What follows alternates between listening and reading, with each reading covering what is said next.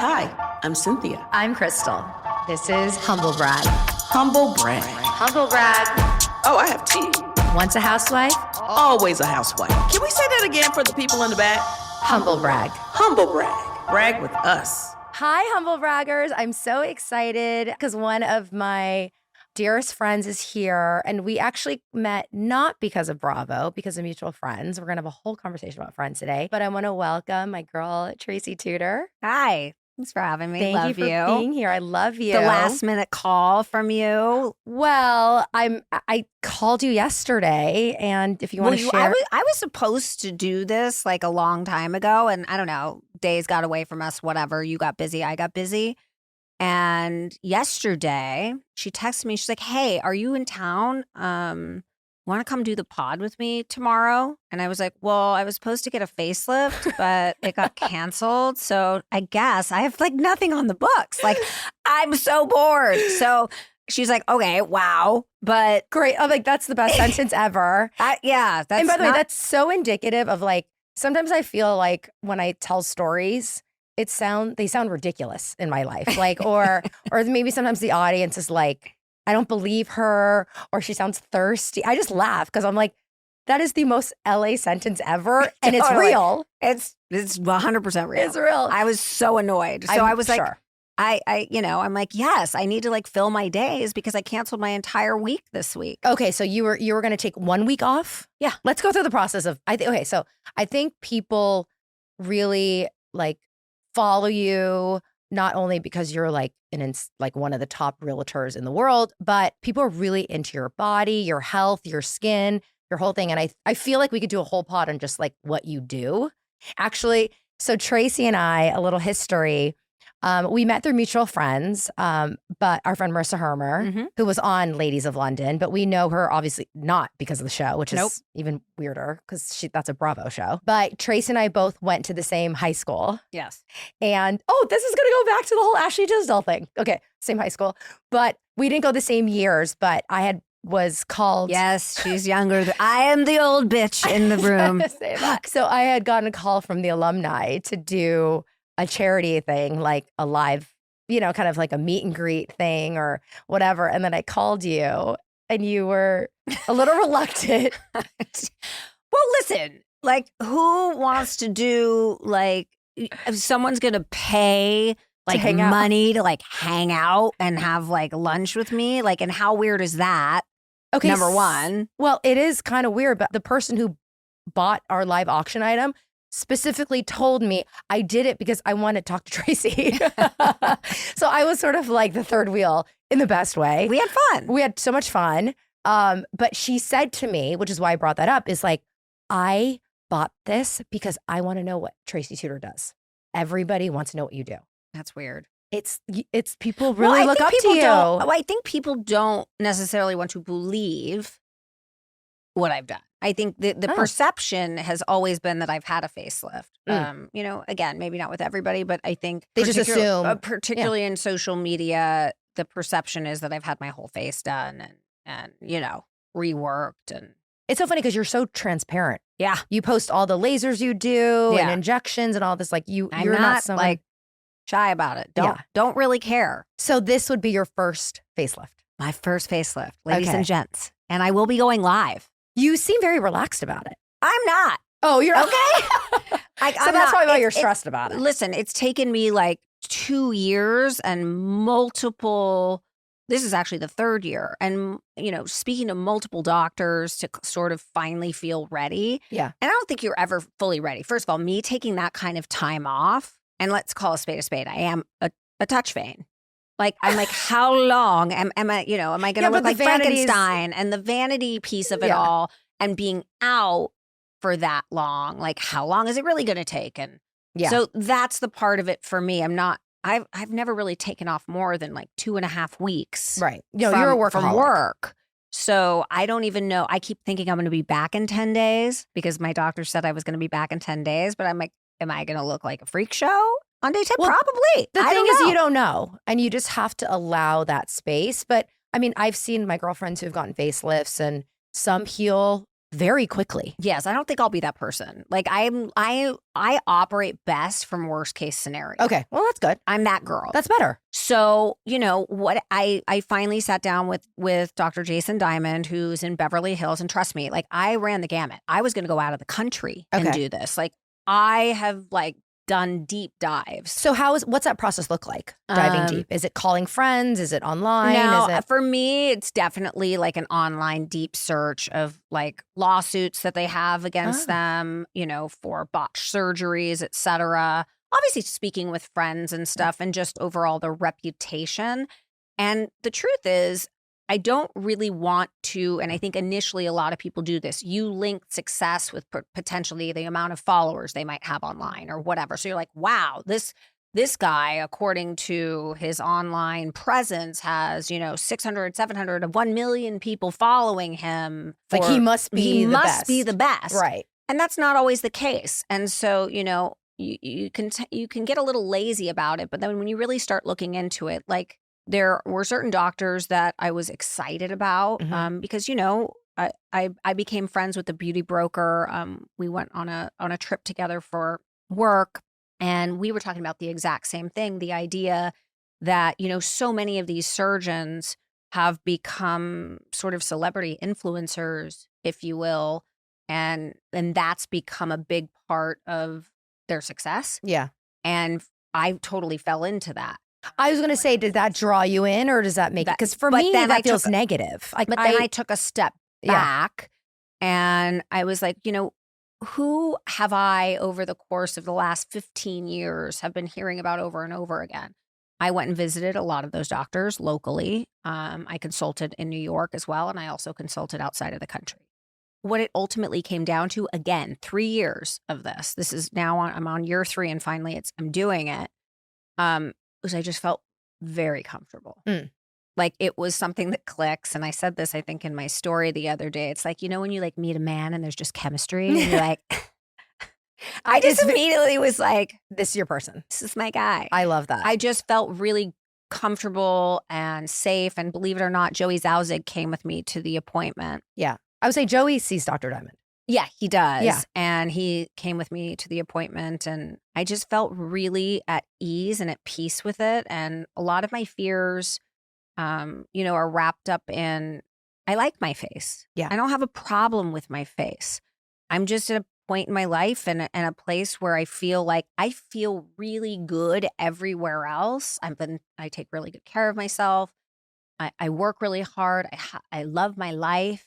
And I just feel like there's a piece of me that's just not matching the rest of my body and how I feel. And it's just really just some sagging of the skin that like at the end of the day, I am 50 years old. So I thought about waiting. I thought about, maybe give it another 5 years. And believe me, all of my friends, a lot of my family, I'd say 90% of my friends and family that know about this and have known about this are like, don't do it. You don't need it. You don't need it. And it's like, I'm not doing it for their approval. I'm not doing it for anyone's approval. I'm doing it because I genuinely feel like for me, I will feel better. It'll make you happy. And that's really, at the end of the day, the only reason I ever do anything. Yeah. So here we are. That's very exciting. I would say, I'm in my 40s, but I'm sort of surrounded by this conversation. And I feel like everyone's getting younger. Yeah. They start this process a lot earlier. Yeah. And, I have friends who say like, you don't just get one facelift. Like if you wait too long, then it's so extreme. There's different sort of philosophies of that, right? Correct. Where if you're like 67 years old and by the way, what's the point? What's right?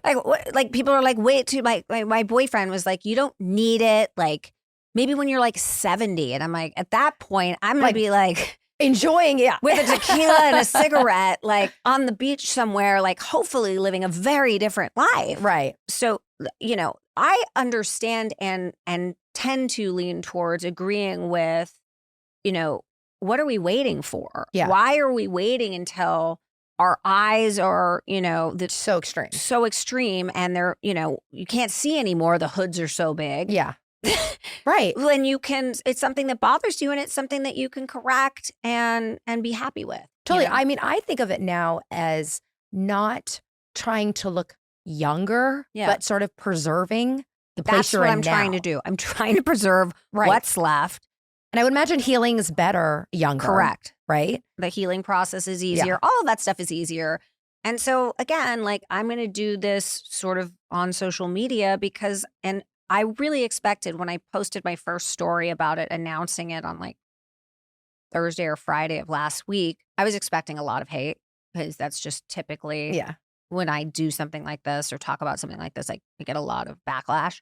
And believe it or not, I'd say like 90% of the people that were messaging me and asking questions were all incredibly supportive. And so I really think and appreciated my candor about it. And I think honestly, that's what a lot of women are scared of. That's why it took me 3 years. I've been thinking about doing this for that long. And it's taken me that long to pull the trigger. And I think a lot of women out there want to get rid of the stigma that there's something wrong with it. Right. Yet I guarantee that most women, particularly in, like affluent women who have the money to do it, are spending a fortune on the serums of it all, the laser treatments, the tightening, the Morpheus 8, the resurfacing, the CO2, like thousands and thousands and thousands and thousands of dollars. And when you get to be my age, some of that stuff just doesn't work anymore. Yeah. I've taken good care of my skin. I've done everything that I can to, maintain all of it. And at this point, it's just like, it's what I'm comfortable with. Gravity hits at some dude. point. No matter how good you are to your body, there's only so much a serum can do. That's right. That's right. And I think that you are going to have a very successful surgery because of your attitude. I actually really believe in that. My dad was a surgeon. He'd always say, like, the people that come in very excited about knowing that it's going to have a positive outcome tend to have like the easiest surgeries. Good. So I do think there's a lot of like psychosomatic stuff happening.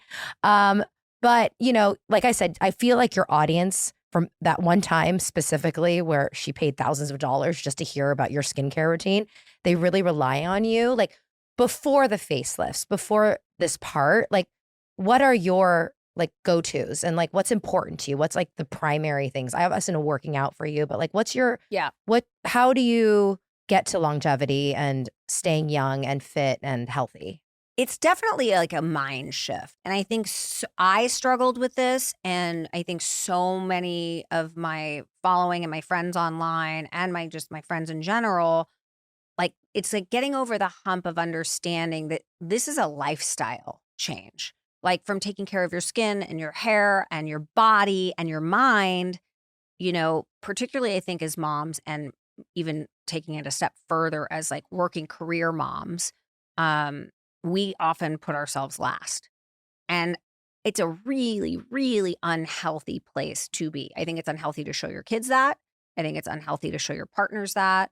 But to get across that threshold of saying, I'm going to put myself first in the morning instead of my kids is sometimes I think received with a little bit of shock and misunderstanding. I say that because I wake up earlier than my kids do. So I get up and the first thing I want to do is take care of my mind and my body. And so for me, that's going in the gym and working out. Obviously, I take care of my skin. I've always been fascinated with skincare from the time that I was like 12 and old enough to understand the difference. Yeah. My mom taught me, ingrained that in my head from the time I was a little kid, that sunscreen, So I've always been fascinated with that. And my mom is a beautiful woman who's about to turn 80 years old. And the only thing that she has had done is the BLEF surgery because her lids were basically, amazing. She couldn't see. Right. It was getting to that point. So she did that in the last year, but really she hasn't touched herself. In the last year? Oh, yeah. At 78. Amazing. Yeah. So I was blessed with the genetics of having, being my mother's daughter. And my father's obviously, but outside of that, it's just like what you put into your body. I started feeling different, like the workouts, the waking up, the sleeping, which, like that's why I live in this ring because I'm like, oh my God, I only got 5 hours last night because I'm so freaking stressed about the surgery or I'm nervous or whatever. Like I needed to make sure that I got 8 hours. I was in bed at 9 o'clock last night. Like they're just things that I do to make sure that I'm feeling my best. And once you start getting into that, the fucked up part is when you fall off you feel worse. You feel awful. And what I've realized is, oh shit, how do I come back from that and get back to feeling like really great again? And because I've been in this pattern now for 5 or 6 years, it takes me 3 weeks, 2 to 3 weeks. Okay. I can totally fall off the reservation and have like a bender week in Mexico and eat like crap and never work out and drink a bunch of margaritas and not sleep. And I come back and I feel awful. And then I'm like, oh, wow, like mind muscle memory. I like waking up early. Right. I like going to bed early. I like taking care of myself. I like feeling good. So did you always work out, or this was like 5 years ago you shifted everything? I've always worked out, but never had the same level of commitment and consistency. Because I don't have any of that. Well, I have none of that. I will tell you, hate that. I when I was married to Jason, who, by the way, was a fucking supermodel, he was like shredded and like, 5% body fat. And like he was, it's like ridiculous. It was like ridiculous. Like sometimes I'd be like, and we had a gym in the house and the whole bit, and he loved working out and like all the things. And I was never as committed. If I got into the gym maybe 3 days a week, that was a miracle. That's a miracle for me. Then I started dating Eric. And when you live with someone whose habits are really clean. Yeah. And he was committed and focused, which is why like his age did not match. Like he has like Goggins style mentality. Right. Wake up before everybody. Like that's just. Yeah, that's not normal being young like that. No. That's why he was like 28 in like or 62 in a 28-year-old's body. He's the one who really taught me the consistency of it. And then that's when my mind really shifted. So that was roughly about 5 years ago. Wow. Starting the year with a wardrobe refresh, Quince has you covered with luxe essentials that feel effortless and look polished. They're perfect for layering, mixing, and building a wardrobe that lasts. Their versatile styles make it easy to reach for them day after day. Quince has all the staples covered, from soft Mongolian cashmere sweaters that feel like designer pieces without the markup, to 100% silk tops and skirts for easy dressing up. To perfectly cut denim for everyday wear, their wardrobe essentials are crafted to last season after season. Their Italian wool coats are real standouts. They're beautifully tailored, soft to the touch, and built to carry you through years of wear, not just one season. The quality shows in every detail: the stitching, the fit, the fabrics. Every piece is thoughtfully designed to be your new wardrobe essential. And like everything from Quince, each piece is made with premium materials in ethical, trusted factories, then priced far below what other luxury brands charge. My most recent Quince purchase, a Mongolian cashmere fisherman crew neck. I got it in black, and it's become an immediate wardrobe staple. The quality is amazing, plus you can dress it up, dress it down, and always stay cozy and chic. I can't recommend it enough. Refresh your wardrobe with Quince. Don't wait. Go to quince.com/humble for free shipping on your order and 365-day returns. Now available in Canada too. That's QUINCE.com/humble to get free shipping and 365-day returns. Quince.com/humble. It's a new year, and it's time to get back to feeling like yourself. If losing weight is one of your 2026 goals and you're ready to make progress you can count on, then Weight Loss by Hers might be just the right fit for you. Reaching your weight loss goals doesn't have to mean completely changing the way you live your life. What if you could make healthy progress with a treatment plan that included medication, access to 24/7 support, nutrition tips, and tools for tracking movement, hydration, and sleep, all personalized to go at your pace? That's Weight Loss by Hers. With so many options for weight loss treatment plans, it can be hard to know what's the best choice, who to trust, what to know about side effects, and if something's even going to work. That's why Hers offers access to doctor-developed treatment plans that are personalized just for you. Through Hers, you're connected with a medical provider who determines if treatment is right for you. If prescribed, your treatment plan is personalized to support you in reaching your goals. Plus, you can access a range of treatment options like oral medication kits or GLP-1 injectables. Hers goes beyond medication by offering access to ongoing care, dosage, and medication adjustments, lifestyle nutrition tips, and 24/7 support with no hidden cost or membership fees. And with options starting at just $69 per month with a 10-month plan when paid upfront in full, Hers provides access to options that fit your goals and your budget. They even offer the convenience of 100% online care with licensed providers on the other side who learn your story and create a personalized plan to deliver healthy progress you can maintain. So no more yo-yoing, just steady results. Turn to Hers for comprehensive, personalized healthcare you can count on. From weight loss support to growing thicker hair, easing anxiety to navigating menopause symptoms, even accessing convenient lab testing, Hers has you covered. Feel like your best self again. Visit forhers.com/humble to get a personalized, affordable plan that gets you. That's forhers.com/humble. forhers.com/humble. Weight loss by Hers is not available everywhere. Compounded drug products are not approved or evaluated for safety, effectiveness, or quality by the FDA. Prescription required. See website for full details, important safety information, and restrictions. Actual price depends on product and plan purchase. So what stresses you out? Work, relationships. Work stresses me out in the short term, like my experiences, but I'm really good at being able to compartmentalize. So I can have like a very stressful, couple of hours and like take a minute, and then I have to move on to the next, and I'll save that kind of stress. So that is tolerable for me in many, many areas.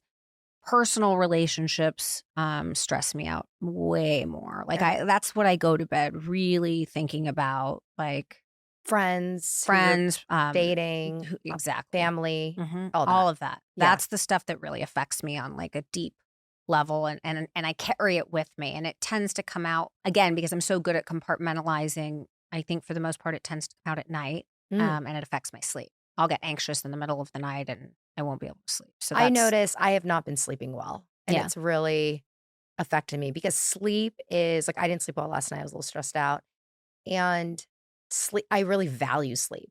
Like somebody, like I grew up in a place where it's like, I mean, I would listen to Enya in high school to like at 9 o'clock to go to bed. I just really like appreciated going to bed early as a kid, and my kids are like that too because I've taught them we're just early sleepers. But like lately, I'm just like I can be up from like 1 to 4 in the morning. Yeah, that happened to me the other day. So stressed out, and I'm like to the I point don't where know how. there was no universe in which I was going back to sleep, so I just turned the TV on. Right. And it makes me, that stresses me out though. Cause I'm like, okay, now it's 5 o'clock. Now it's 6 o'clock. This is Totally. morning. And then I end up falling asleep from like 7 to 7:30.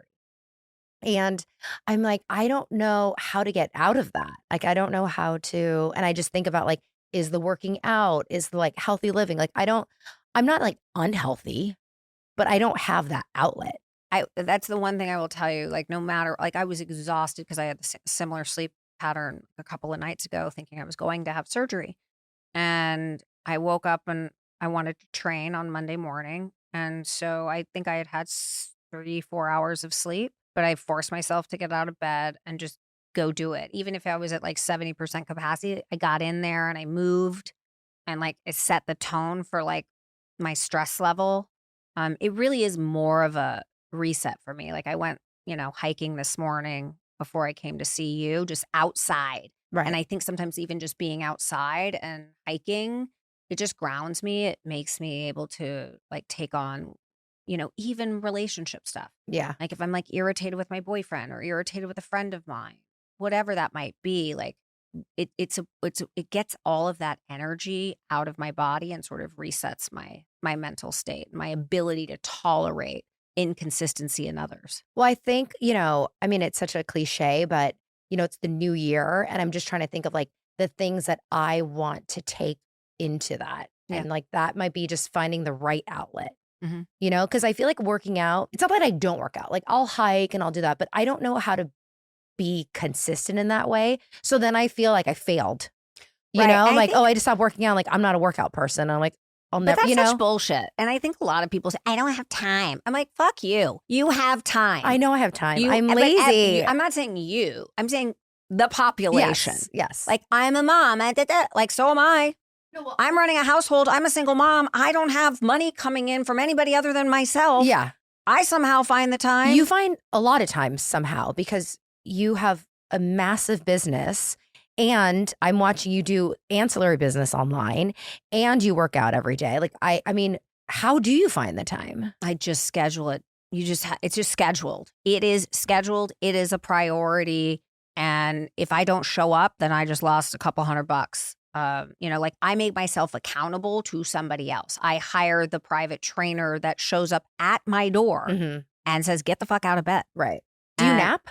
No, rarely. Rarely. So you wake up early, go to bed early. Yeah, like every once in a while, I would say if I napped 7 times last year, that'd be a big number. Okay. I can't nap. I'm not a napper. No, I'm not a nap. I really appreciate people that do. I just think it's people that can close their eyes for 20 minutes it's fascinating to me. I was so jealous of that. Totally. I find it crazy. I mean, Rob can, but then he'll be like up at night. So I'm like, I'm not even going to play that game. Yeah. Okay, I want to switch gears. I actually want to talk about you and Josh a little bit and talk about friendships. And where, I think really where you guys, how people know you is $1 Million Listing, which is you were like the only female star. Oh, where is Josh these days, by the way? He's gone off the planet. I think he's here. Is he alive? Yeah. No, he just got back from like Hawaii. Weeks. Wait, this is just like so you understand how twisted our friendship is. Oh, and I need to bring this up. Speaking of like besties, Cynthia's not here because she is filming a new movie. I was like, why is Cynthia not here? Is that I know. Is that why you asked me to come? Well, I thought it'd be fun to chat with you. And you're the perfect person for the top of the year. You're like so inspiring. And I literally was like, who do I want for Humble Braggers to listen to in the new year and who can make us feel like take something home, like everyone needs a little adjustment in something. Everyone's seeking something out. So I think that you're someone that can, whether it's working out or taking care of your body, it could be something completely different. Yeah. But I think that you're someone who's really inspirational and it's like, oh, I need to fix this with work or my family relationships or something like that. Like I've shifted already. Like this year, I just decided to like let things go in a way that like, I just snapped like that in a week. I was like, I'm not gonna be mad at this person anymore. And I just text the person like, do you want to get together? Like, okay, like as if nothing happened. I'm someone that needs to like dive deep and have conversations and like get through it. I'm like, I'm a fighter in that way. And like, I think of myself as someone who's like just a conversationalist, but Rob's like, you're a fighter, like I want to fight. And like this week I'm like, I don't want to fight. I just want to be like, let it go. Yeah. And so I think that you're someone that really like inspires people to think about the things that need to change in life, because you inspire me all the time. You and I have the most incredible conversations. Like you and I never have anything surface to talk about. No, it's always like, is anyone listening? Because we're at Craig's and this is getting like real dark. It gets real dark and real deep. But I love that because like everyone should have a friend like that, and I just feel like you are so like the idea of surface is so not you. No, it's the opposite of who you are. I mean, most of the conversation, I just don't have time for shallow bullshit, like fake energy. Yes, like, you really don't. It just is not my MO. Like, I want to have real conversations. I want to showcase vulnerability. Like, there's areas in my life where I struggle, like in obviously my personal relationships with men. I'm like, why am I so loyal to a fault? Like, why do these people keep coming back into my life? Like, there's questions that I have about myself and things that I want to change, particularly coming into this year of the horse situation, which is supposed to be better because I have to make some changes of my own. So while, I don't like want to sit on some pedestal like I have all the answers because I definitely don't, but I want to have the conversations. And that's why I think you and I connect on such a deep level because there's just no bullshit that I'm in. I don't want to go to a like influencer event and talk about like what vacation I'm taking. It's just that's not interesting to me. Like I want to know like when was the last time you cried and what was it about and who do I have to kill? Right? Like you are an incredible, what is your sign? Like Leo.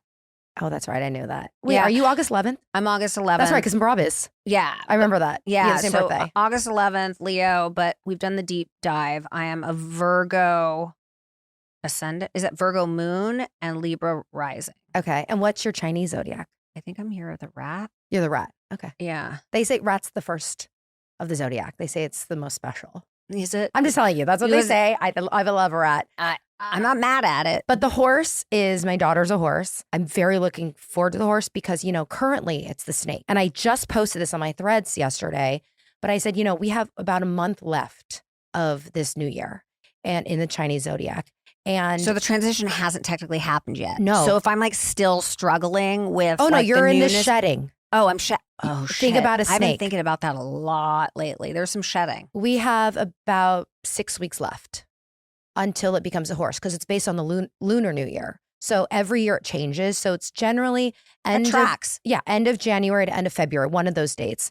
So right now we're still in the year of the snake. And what does snake represent? Shedding, renewal, fresh. But we're still in the shedding stage. And so what you want to do is shed whatever you have left to the new year into the year of the horse, which is the horse is successful and also just on a surface level, glamorous. You think of a horse as a showman, powerful. Totally. And I look at Zoe, it's like she's kind of like a showman, but elegant. Yeah. But if you walk behind a horse, that horse is going to kick your ass. Totally. You're going to fly across the room. So a horse you have to be careful with. You have to tread lightly, but it is a very powerful sign. But you still have a while to really focus and get rid of what you want to get rid of. So it's like a second opportunity, right? Like American or Western zodiac is New Year. Yeah. But you have a few more weeks to really shed. And I'm going to go through Chinese New Year. We can do it today. We can do it in a few weeks. But like the traditions of what you want to do right before. But some things is like cleaning, like get rid of your stuff at your house. It's so weird. I've been doing that. Yeah. Like I went bananas. It's our spring cleaning season. So the next month, just get rid of the things that you are not bringing into your life in the next year that doesn't serve you anymore. And it's such kind of a simple concept, but it's very real. It makes sense. It makes complete sense to me. Yeah. And clearly I haven't shed it all yet. Like, I don't know if you see me processing all of this, but I'm like, I am still shedding. Yes. And I was like kind of disappointed because I was like, I thought I'd have a lot more clarity, like end of the year coming into like this first week of January. And I don't have that complete clarity yet. And I'm still like working through it. You have a lot of time. Yeah. You have a lot of time. It's a very important animal. And, the snake is very crafty, and so you have to use your craftiness and figure out what you're leaving behind. Because everyone is different. Totally. Everyone's experience is different. And some people might have had a great year. I certainly didn't. I think most people, sounds like every year is worse and worse. I don't know why. I don't know. It's this whole new year, new me thing. I'm like, it's New Year's. Do you know that I didn't even post one of those? So year end 2025, I was like, it's not even worth going back and looking through the videos. Like, I'm not interested. I posted nothing. And I had people thought like I was just like, this, I just need this we need to get through the next few weeks. It's been a terrible era of life. I just had no interest in but regurgitating it. I'm going to try and be hopeful that the horse will bring us success, clarity, more peace of mind, better energy. I think we all collectively deserve it. Yeah. And I think if we all like generate that energy together, it could happen. But that's me being extremely positive. I love that. I'm trying. I'm in a negative place right now. I'm trying, but maybe the negative is the shedding. Maybe that's what it is right now. Yeah. Is like I'm feeling the skins coming off. Yeah, a lot. It's a lot of energy. Yeah. That's talking about shedding. It's like a perfect. So you're right in the zone. It's like perfect. Okay, so back to Josh, the love of our lives. So wait, this is I think people are fascinated by your relationship. Yes, and I think obviously people understand that it's completely organic. Like I think people have put this is not for show. Like we generally just have a funny thing. By the way, which is what was always very interesting, what drew me to you guys is like I met Josh separately. We were both invited to Mexico together. We shared a house and we went on a vacation. And I had just started Housewives, hadn't aired yet. So we really kind of knew each other more in a raw way. Like he didn't have any preconceived notions about me. And then I got to know you, and you guys are truly like brother and sister, like best friends. And so that was such a weird thing for me because on Beverly Hills Housewives was like, I was like, is that possible to feel that way? Like to film with someone, fight with someone, have real emotions and get through a show like that. And you guys do that and have been able to do that. And I just found that like very rare. I don't think that's super common on these kinds of shows. Yeah, I've always wondered, like, how close really are these women when they're not on camera? Well, like, let's be real. You know, they're a not lot of the seeing- housewives. They're not seeing each other off camera. When like the season ends, like it seems like everybody kind of like peels out and like whatever toxic thing happened. Yeah. See while what the they next were filming. reunion. They're like, everybody needs like a little bit of a break, which actually makes perfect sense. Yeah. But your show films differently too, though. I mean, we film, God, sometimes 10 months out of the year.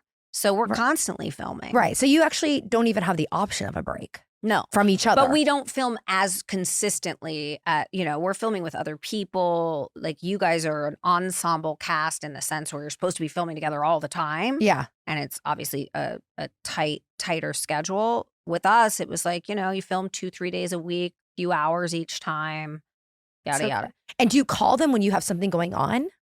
Or is it a schedule? Like, we're filming these 2 days next week. Yeah. So they'll call us with the schedule. Okay.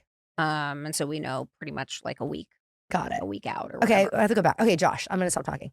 Oh my God. But so this is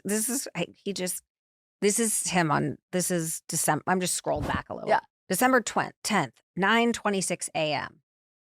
Want to have anal? I said, excuse me? He said, want to have anal sex. And I said, what is wrong with you? And he said, how much time do you have?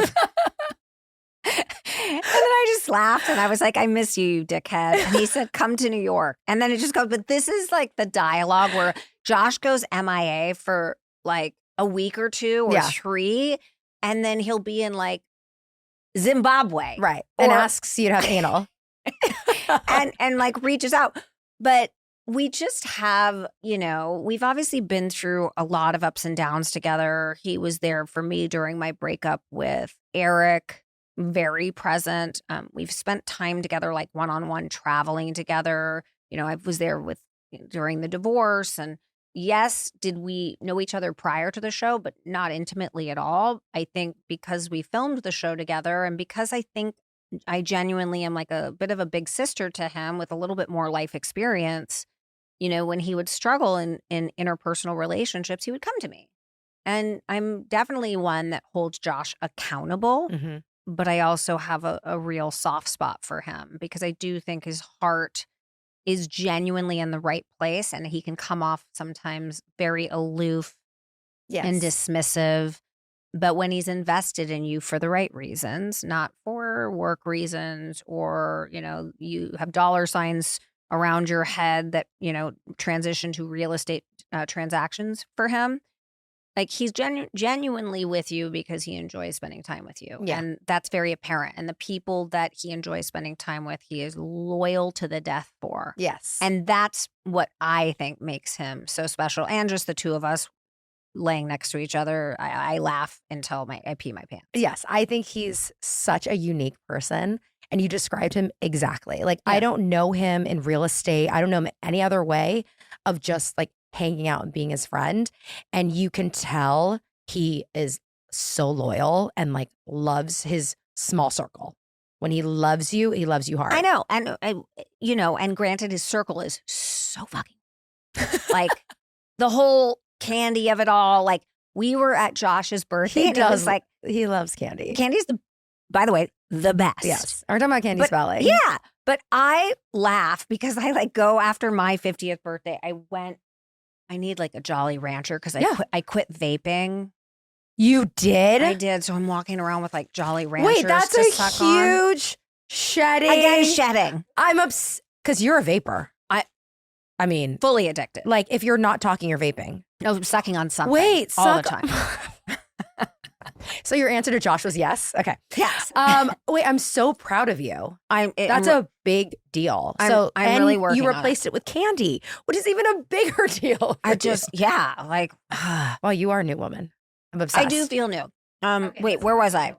candy Oh. spelling. So we're like, celebrating Josh's 40th, which he did not want to announce. I'm pretty sure people know. Yes. But I go to the Hamptons and it's like me and Candy and Martin Katz and Kelly. I know. This is what I missed. I know. You guys were back to back. And No, that looked like this An insane- hysterical group of Yeah, people that are floating in and out. It's kind of a motley crew of people. It's a motley crew, but everyone shows up for Yeah. him, which I think is super special. And there's no age to it whatsoever. And, you know, and it is an interesting crowd, but it's funny. You can put people together like that. And I would never think in a million years that I would connect so organically with all of these people, but you do. And obviously the common denominator is Josh, but these are people that, you know, I might have had preconceived notions about. Yeah. That once you spent time with them and for whatever reason, they all let their guards down around Josh Flagg because, I mean, you know, what is there to hide after you spent time with Josh? It makes everybody feel like super safe and it made a really incredible trip. And so that's why people who are close to him really do love him. Yeah. And the people that are sort of at surface level with him will never fully understand him, you know? Yeah. And that's the difference of like that push and pull between why certain people tend to turn on him or the people that are on the right side of that fence just love him to death. Well, I see you guys have been filming stuff together. Yes. Is that something we could talk about? It's just like fun. It was like a little YouTube. I really candidly just said yes because I'm like, what do you want me to do? And they're like, you know, sit across the sofa from each other and maybe chit chat about real estate and have like drinks. Yeah. That's like, what you do anyway. All right. You must have a camera in front of you. All right. That's fine. So, and finally they stopped like producing, like a lot of it is like super produced. And I'm like, you got to stop. You're like missing the gold of what makes Josh and I great together. Like, leave us alone. Yeah. Give us the martini. We'll talk about real estate. Give us the second martini. Then we're going to have a lot of fun. And that's what people are interested in seeing. Yeah. So it's a work in progress. I don't know if we'll continue it, but it's just, it's good to have scheduled time with him. Otherwise, you know, we could go months. And again, I have no idea where he is. No, he he'll just text texted me yesterday. He wanted me to come to Hawaii with him for New Year's and was really upset that I didn't. And then he's like, come on, my parents want to get stoned with you. And I was like, I can't get stoned. I'm having a facelift. No, he'll literally text me, I'm having a dinner party. I said, can you come? I said, when? He's like, tonight. And I was like, I can't. Like, do you want to have dinner next week? He goes, no, I'm gone for 3 months. Like, no. Okay, well, I'll see you in 3 months. No, maybe, you know, that's how Josh is. I couldn't go to Hawaii because of, you know, I was like, I just don't want to like be drinking. I'm just really trying to lock it down. And so then he gave me the summer schedule for his 3 months. And he's like, let me know of the itinerary in which part you would like to join. Okay. And it's like Lake Como. I was going to say Saint-Tropez, Lake Como. And it's just like week after week after week after week, like one after another. And every week is like a new fabulous. What a life. Forte de Marmi, you know, man. Splendido. Is real estate good right now? Josh is like living his best life. He's killing it. Good for him. And he doesn't work that hard. So people just like him, or he's just lucky, or is it a People combination? love him. His work ethic is low, bizarre. Okay. But he gets the deal done. So at the end of the day, if his clients are happy and he's making a great living and he gets to do what he wants when he wants, amen, brother. I want to leave. Yeah. That's the dream. Leave for 3 months. Like working for 3 months and being able to travel like that is very impressive. He has a very nice house. I mean, he does very well. Yeah. He must do crazy numbers. Yeah. I mean, he does well. I do well, but I don't know. He has no dependents. Let's start there. Right. And he's a young guy. He's a young guy on his own. And he's making good money and he comes from money. And he likes to travel. Like, what's your advice for people who want to get into real estate? Because it's a big thing in LA. I don't know if I feel like real estate in LA is like, it's like a celeb job versus other places. Am I wrong? I don't know. I just feel like I see actors become agents. Well, all failed actors become real estate agents. Okay. I was one of them. Okay. But you've done very well at it. It turned out okay. But, you know, I've been doing it 25 years. I mean, you get paid to go and speak a lot. I know that. So, I mean, you are definitely someone that can give advice on this. Like, what do you have to say? You better be real passionate about it. Like, I don't know. Life is complicated. Our business has intricacies now that it didn't have 20 years ago. Selling real estate in California and maybe in any major metropolitan city is incredibly difficult. It's incredibly competitive. I don't care who you know. They know someone else. They know 10 more of someone just like you. And so it's not just about connections. You better actually love the art of real estate. It's not something you get into because it's flexible. Well, unless you're Josh Flagg. Well, but again, he has systems in place and people that he pays a lot of money to make sure that his clients are taken care of. Mm-hmm. So, and he works odd hours. While we're all sleeping, he's sending emails at 3:00 in the morning. Wow. From his bed. So he's just like he's a savant, if you will. Right. But as far as people getting into it, just know that you love it. It's not a career I would sign up for and assume like, oh, unlimited capacity to make money. You have to really want to do this job. And it is mind-numbing hours. And you really better understand the gravity of interpersonal relationships and how important it is that you understand how to connect with people. Because if you are not a people person in this business and you don't understand human nature, there's no way you're successful. Right. It's funny. I really love real estate, but I don't have the stamina or the drive like you. Like I don't like looking back, I think it would maybe not been the right thing, but someone that a mutual friend, it was actually Steve Frankel, really close with, who's also a very successful agent. He's like, you really should be an agent. You know everybody. And like you could talk to everyone and, you know, and I had thought about it and I was actually working towards my license. And just like I thought maybe I didn't know if I wanted to do, I forgot what he called it, like personal real estate for other people. Sure. But I thought maybe I would like buy and flip. That was like, because I built my house. I was like, oh, I could do this. So I started working on, like I did the classes and stuff like that. And my final test was like March 13th, 2020, the week of shutdown. Oh, wow. And I remember they were like, we're not sure, like if you're going to, and then they were like pushing it a week. And I was like stressed. I'm like, oh my God, I have all the information in my head right now. Like I need to get, it's like studying for the SATs. And they kept getting pushed, days pushing. And then they're like, we're just going to hold off. And then 2 days later, I got a call for Housewives. Isn't that weird? Yeah, you were not meant to be a real estate agent. No. And I remember thinking like, that was actually, I've never really told the story, but like, that was one of the major reasons why I thought I wasn't going to do Housewives. Because I was like, no, I'm going to go into real estate. And people were like, are you crazy? Like, you could still do real estate. Like, this is a really crazy offer for you. I was like, I don't know. Like, I just feel like I should do, like, I'm kind of a quiet person in a way. Yeah. Like, I'm like, I don't know. I think you should do. And then the thing is that I took the phone call. I did like my first interview, and my interview process was so long because of COVID, and they never rebooked the test. So as I was going along with these interviews, I think if the test came up and I passed, you probably would have taken it. I probably would have just done real estate. That's weird. It's so weird.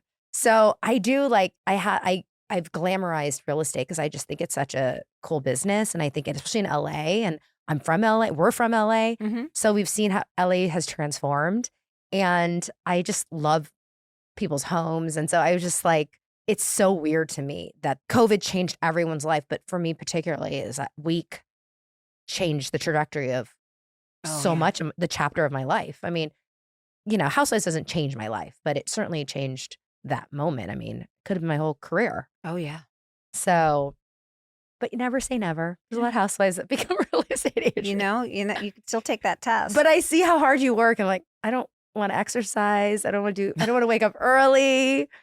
I'll probably just start vaping. Okay, well, it's like easier. If there is anything that will drive you to vape, it is being in our industry. Oh my God. Support for today's episode comes from Square, the business platform that helps sellers become neighborhood favorites. Whether you're gearing up for a busy season or trying to keep up with everyday demand, Square keeps your business running smoothly. From payments and POS to online orders, inventory, staff, and more, all in one place so you can focus on your customers, not your to-do list. Ready to grow or streamline how you run things? Square is offering listeners up to $200 off Square hardware when you sign up at square.com/go/humble. Again, SQUARE.com/go/humble. Start with Square and build a setup that grows with your business. My favorite coffee shop right now is Yala in Studio City, and they use Square. Square creates an easy experience both for the staff and customers, which makes the coffee taste that much better. Square brings payments, POS, inventory, staffing, and online sales together in one system, so business owners don't have to juggle a bunch of tools. Their hardware and software are designed to be easy to use, so day-to-day operations feel simpler. Square works whether you're just starting out or growing from one location to many. You can sell online, in-store, or both and customize your setup as your business evolves. It's built to support different kinds of businesses, not force everyone into the same mold. Square now offers 3 clear plans: free, plus, and premium. So you can pick the tools you need and grow into more when you're ready. And sellers who use Square software see 9% higher sales on average. Square offers simple, transparent pricing with flexible plans that grow with your business. No hidden fees, locked-in contracts, upcharges for premium cards, empty promises, or surprise costs. Whether you're just starting out or growing fast, our plans are designed to be simple, transparent, and flexible. And our team will be there to help you along the way. Cancel or switch anytime. Fully loaded tools that help you sell, manage, and grow your business your way. Square helps you run your business more smoothly, bringing payments, operations, and insights together in one place, so you're ready for whatever's next. Right now, listeners can get up to $200 off Square hardware when you sign up at square.com/go/humble. That's SQUARE.com/go/humble. Get started with Square and build a setup that works the way you do.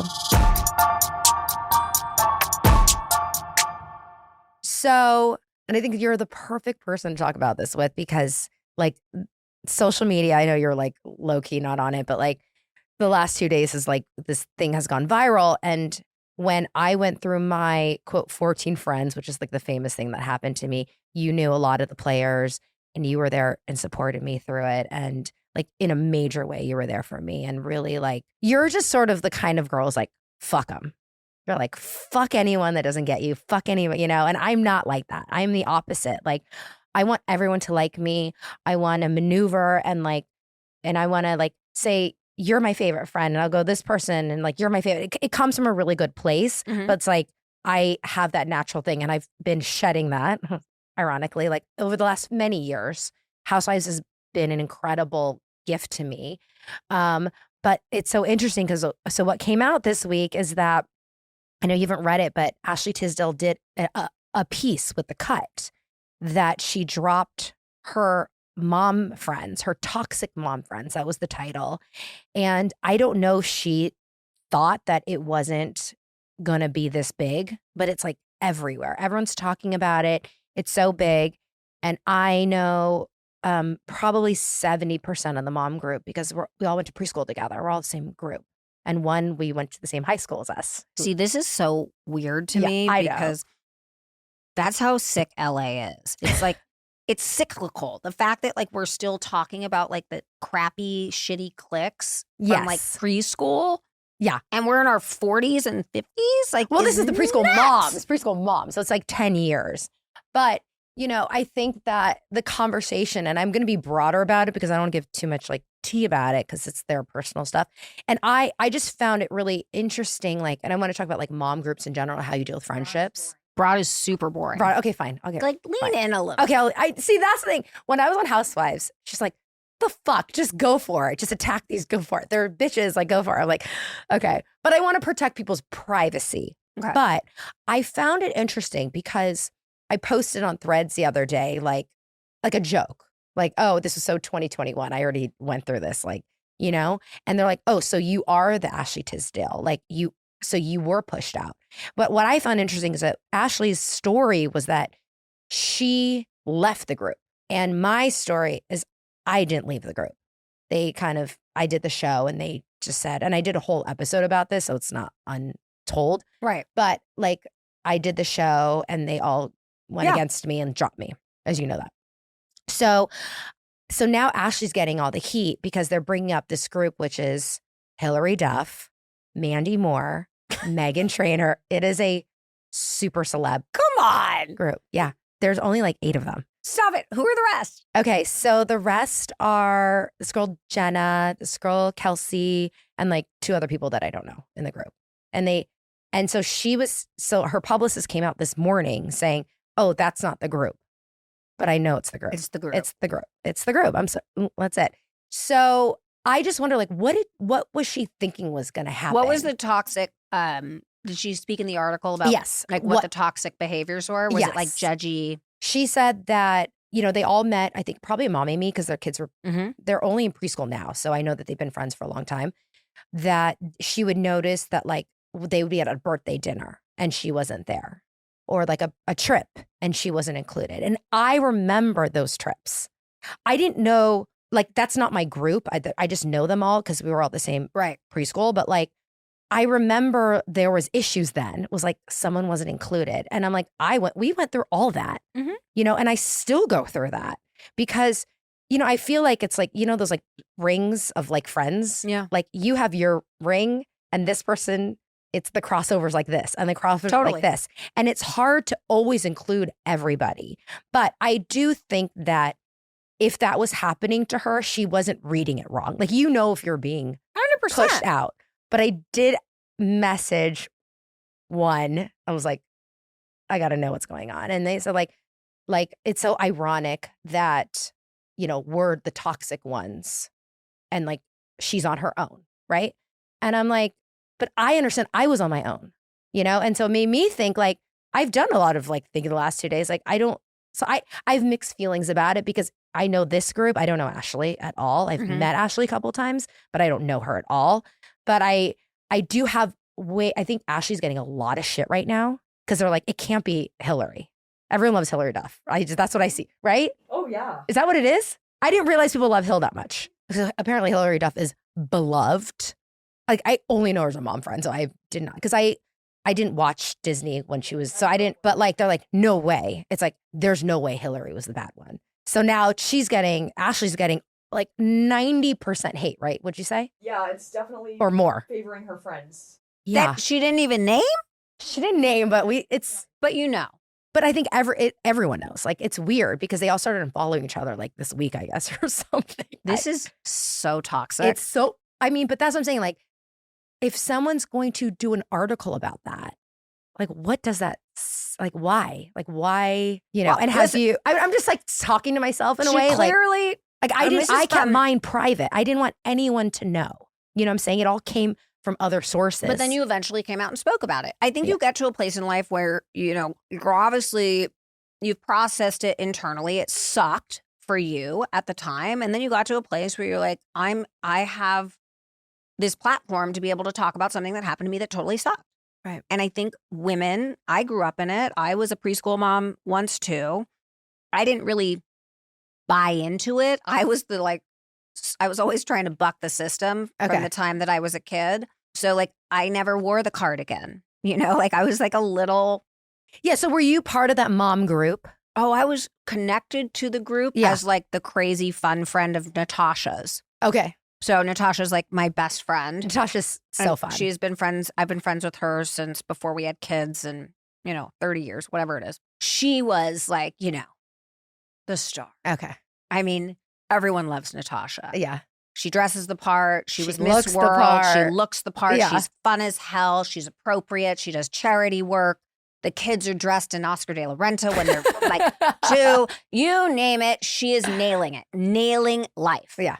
Hosted every play day. Yeah, so you're just drawn to. I am not that girl. I know her like intimately. So when we came into this world and like all of the moms that were like popular or whatever, like if that's even a thing. Yeah. It is. She would get invited to like everything and she like would take me as her date. And I'd be like, this blows. Like there isn't any, like these women are so judgy and weird. And it's just, it's not that no one's real. No one's authentic. Everyone's like, and everyone's so nervous that they're doing something wrong. Yeah. Like no one can be themselves because they're all in a position on the West Side to like clamoring for who's the best preschool mom and who's getting into kindergarten. Well, like that part creates so much competition. It's crazy. When you start heading into applications for kindergarten, all your best friends suddenly become your enemies. It's really crazy. It's so bizarre. It is. And so I've always watched it so sort of like once removed. Yeah. and saw it for what it was. And I would dip in and dip out. And there were women that sort of intrigued me that were very much a part of like, whatever you want to call it. Yeah. Like the popular clique. Like is so gross to me that's happening at like I know. women in 30s and 40s. But it is. There is a popular mom clique that your kids become popular. I was fascinated by it because I was like, can I break them? Like, can I, like, will the cardigan ever come off and the bun ever come down and like a curse? But why did you want to break them? I just wanted to understand, like, what is the facade? Because the older we get, a lot of these families are no longer together, 100%. which is what I find super fucking ironic. Yeah. Because the facade and the presentation when they're all in preschool is like, yes, it's giving a very different story, Wisteria Lane, if you will. And it is not that. And I think it sets like this tone of misdriven perfectionism or whatever. And by the way, totally fucks up their kids. But I think what happens is, and I was away with my friends, like my mom crew, the kids are best friends. And it was kind of like a little tense at times. And when my friend said to me, because we're all like living in the same house for a week, and it was just like, and we're together all the time normally, but like you get to go to your own homes, right? So we're all together, and my friend's like, and I was fighting with my girlfriends, and my friend's like, I don't understand. Like, I never went through this with my friends. Like, why is this group always fighting? And I said, look, like we all love each other, but when you bring kids into it, everything changes. And I think about going to those Mommy Me classes. The day before I started a Mommy and Me, I was just myself. Like I vibed with my friends, we go out and whatever. Suddenly it's like this baby and it's like you have to enter a whole new realm of trying to impress people that you never had to when you were younger. Like I had all my friends are from elementary school still. And then all of a sudden I'm like in the space and it's like someone has like the Gucci bag. And so like, I never had that ever. And then all of a sudden I wanted that. I wanted to be part of that because then if Max wasn't invited to that group, that Mommy Me class or whatever, they're doing a music class, I needed to be there. Right. So I was fully the preschool mom. Like our group was like 20, 30 deep. It was like every dinner was 30 people.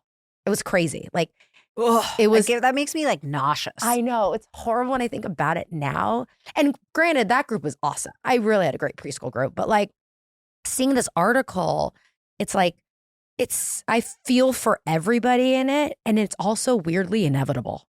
Yeah, and I remember like I've always had like older girlfriends, and I think by nature because like my friends in their 70s now, and they always 20 years ago they're like, you have so many friends, it's gonna start getting smaller. And I didn't believe it. I was like, no way. Like, I'm not going to lose one of my friends. Yeah. And every year I feel like, I'm okay losing my friends. Right. I don't even like to say losing. I just feel like it's just you go through transitions in life. And I said this at my birthday, and Tyler, what's his name, came up with this.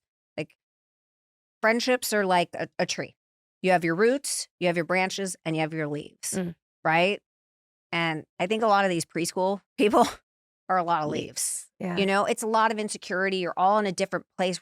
You're all just trying to figure out this new version of life where you're trying to be moms and you're trying to do right by your kids, but you're totally fucking them up without even knowing it. And then, you have your friends that have been around for 30 years, and those are really like more the roots. And then you have the in-betweens that, are around for a season or around for a particular difficult time in your life that you didn't necessarily expect. They might not be there forever, but they play a role like when you think about your life. And I look back and I think about the new friends that I have that have come into my life in recent years. Mm-hmm. You, for example, where I have a ton of depth with.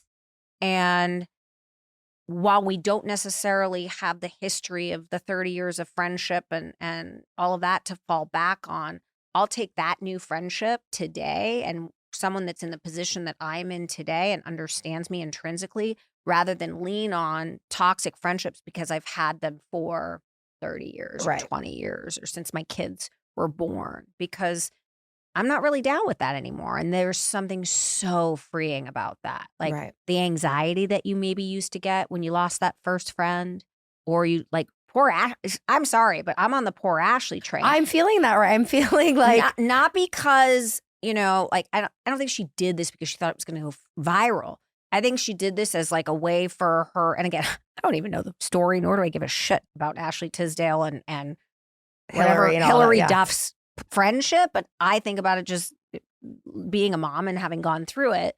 Like she probably got to the place in her life where she wanted to like have some sort of like release it. Right. And for her writing an article about it and just on the larger scale talking about it, I think if she wasn't a celebrity, it was still the same thing would still apply. It's like looking at, some of these mom groups of like West Side wealthy moms. They're so invested in that story, I guarantee you, because they're all living the same damn thing. Well, that's what I feel. So when I saw it, and I think I would feel connected even if I didn't know the players. Right. 100%. I was like, I went through this. Yeah, I lived it. And so my initial is like, I feel for all sides because I know the group. And I will say, someone like Hillary, I've known her for 10 years. Yeah. Super sweet.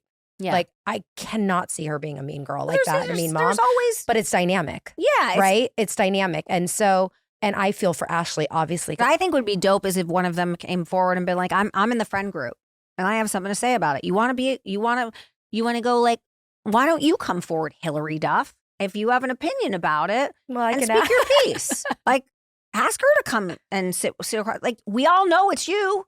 Right. So why don't you say something about it instead of being like a coward? Right. Well, I don't. It just happened. So she might say something. She should. She might say something. Because or they might. I mean, look, I'm sure that group chat is on fire right now. Oh, yeah. But I feel like, I just wonder, like, maybe it's a cool, bigger conversation. Why did it have to be exposed? Is that going to serve Ashley? And I hope it's serving Ashley. It's serving a conversation about the toxicity and of what it means to like put your kids into school and like why we have this kind of like friendship toxicity as a grown adult women. Right. Like that's weird to me. I had the most toxic friend issues at that stage. So I think what they're going through, like now it's, our kids are getting older. It's like, it's about them and I have my friends. Like it's not all together. That age is so intense. And it's like you're trying to create this image of yourself via your kid. And then it's the sensitivity is so heightened if your kid's not included. Right. But I did that 17 years ago and clearly not a thing has shifted in a positive direction. So Ashley might have to fall on the knife for it, for being the one that wrote the article that she never thought in a million years would go viral, I'm sure. Right. But here we are. Yeah. And by the way, it is a bigger conversation and we should be having it because it's bananas to me that are like my teenage girls, if they heard about this, like I don't think they're that tapped into this conversation. Yeah. But if they heard about this, they'd be like, that's so bizarre. You guys are grown ass women. Right. Like, why are you having these kinds of fights and stuff like that? Fights. Yeah. Like, that's what we do. Totally. My kids, my 10-year-old is like, Zoe's always like, why are you fighting that person? She's like, I don't want it to affect me. Like, that's my friend. Like, you guys, why are you fighting? Like, at their age, they're able to literally kind of have an argument on the playground, literally. Right. And like, let it go. And I know my kids don't hold on to anything. And I'm like, I hold on to everything. And that's my lesson. But yes, I think this article for sure is an important conversation starter because it certainly has affected me and it brings me back to those things. And like I said, even if I didn't know anybody, I would be like, everyone has gone through this in some level. Totally. And like, I mean, you're bringing me back and I didn't even read the damn article. Yeah. But it obviously affects like most women. So what would you suggest? What's your advice? Looking back to these moms. Oh man, you think that your efforts to get them into the right schools, pay off the right people, have dinner with the next board member, join the country club and make friends with the wife of the so-and-so who's going to Brentwood, who's going to this school. None of it matters. Once you cross the threshold and you're living it and then they go on to have more independence from you, they take on that life, and everything that you did up till then means nothing. Right. You don't get credit for Being the popular mom. being the popular Totally. mom. You don't get credit for being hospitality or chairing the fair. Chairing the fair doesn't get you into high school. Like, by the way, my kids, they were like, show up to school and we will kick you off campus. It is their turn to start taking accountability for themselves. I understand in preschool that's different, but the lesson is you can't micromanage every relationship. Like, did like the whole college scandal teach them nothing? Like you would think. I'm telling you, it's short memories everyone has. You know, and I understand like the competitiveness and you want your kid to be, I understand that. I lived it. Yeah.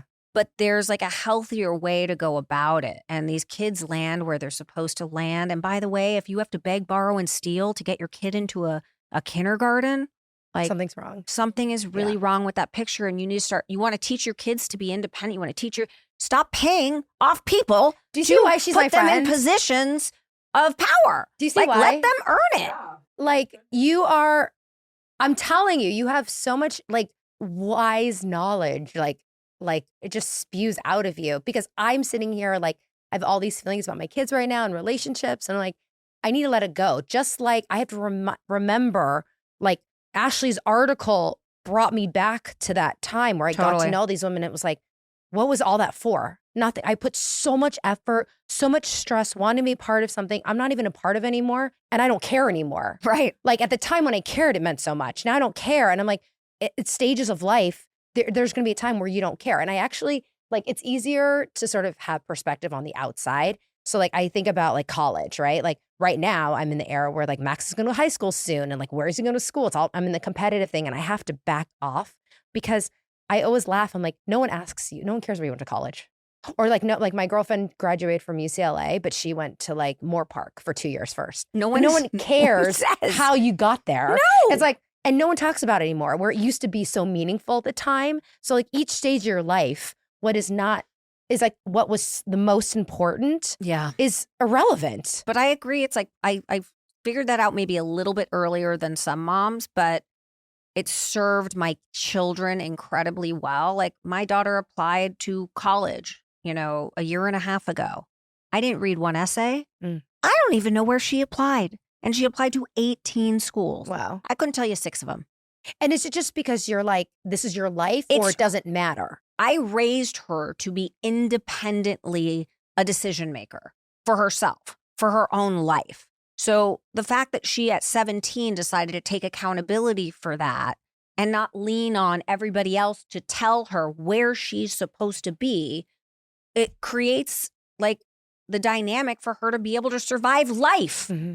You don't get to go through life with your parents, wiping your ass the whole time. Right. So like, I think the smarter route, and again, preschool aside, they need their asses wiped, Yeah. a little bit more. Yeah. But like the growth of it as parents is to let go, like particularly with this high school thing, like the advice I would give you personally is take that pressure off yourself. Watch your child shine by himself. The real treat is when you're like, I didn't have to have dinner with a board member. I didn't have to call in any favors. I didn't have to make sure that I sent an email off to so-and-so who was on the applications committee. Right. Like when you stop doing that and your kid walks into a school on his own accord, there's something very freeing about that. And it's a little step into like him having his own independence from you and of you, and not controlling every single piece of it. Because at the end of the day, it's really about them. Your friends that you make during that time, you may disagree with, or they disagree with you. The ones that have no judgment in how you choose to handle it are the ones that are going to be around for the long haul, right? The ones that have all the judgment or, don't like the way you're handling it or whatever, they won't be around. Circling back to, me and being in that preschool dynamic, and there are friends that were like very much, top tier, like ran sort of the social situation, and them. And we sort of remained loose. I was the friend that would come in every once in a while, like I said, on the outskirts of it all, and peter in and out for a fun event here and there. A couple of those people were at my 50th. because just over the years, I think just the mutual respect of me carving my own path and doing it my way, and obviously taking chances and going through a lot, independent of my friend group, sort of led them to have some amount of respect for me that sort of became mutual. And that felt real good because I never, I didn't have to like shield that version of myself. And here 19 years later, they flew to London to come celebrate my 50th. It's pretty cool. It's awesome. Yeah. That's very special. Yeah. I hope to have that. You will. Yeah. You I hope 100% will. Yeah. Well, I have a lot to think about right now. I'm really like spinning. It's been a couple days for me. So this has been incredibly, just on a selfish level, very helpful that you were here. You and I haven't been to Craig's in a while. I know. And we, after this whole situation's over, we need a booth. I'm going to take you out. We need a couple teenies. Yes. And we need to many more. And we need to figure out who I have to kill. Like, don't That's make why I'll me. have a list, baby. I'll have a list for you. Get me the list. It's already in my notes, so I need don't worry about addresses. it. I need IG accounts. Like, who do I have to run after? No, it's just. Well, thank you for coming. I love so you. last minute. I love you so much. You're just like endlessly, incredibly smart and insightful, and just you're a precious person. I love you so much. Thank you for being here. Too. Good luck this week, next week. Saturday. So today's what, Tuesday? Wow, he works on the weekend. Yeah, he is coming in for me. Okay. Dr. D. So we're going to see you. This is going to be out like right when you're getting. Well, yeah, I'm going to do like hey, this is me on day one. You're going to do the whole thing. Oh, yeah. Okay, good. People want to know. And I think it's really not going to important. be pretty. Here's the thing. People used to not even talk about like Botox, right? I know. Now it's just like, you're going to get your lashes done. Yeah. So I do think that we're in an era where this is a very open conversation, but I think that people are still afraid to ask those questions. Yeah. So I will follow your journey. Where are we going to see you? Like, where is your Instagram? At Tracy Tutor. Okay. Is that the best place to find you? Yeah, I think so. I mean, I don't really TikTok. I try. I just can't do it. I'm too old for TikTok. Yeah, I just don't. You know that. They don't resonate with me. I know. I like looking at TikTok. But like every time I go on there, I've been like I'm breaking guidelines. I'm like, you know what? I can't be bothered. It's too much. I love it. Okay.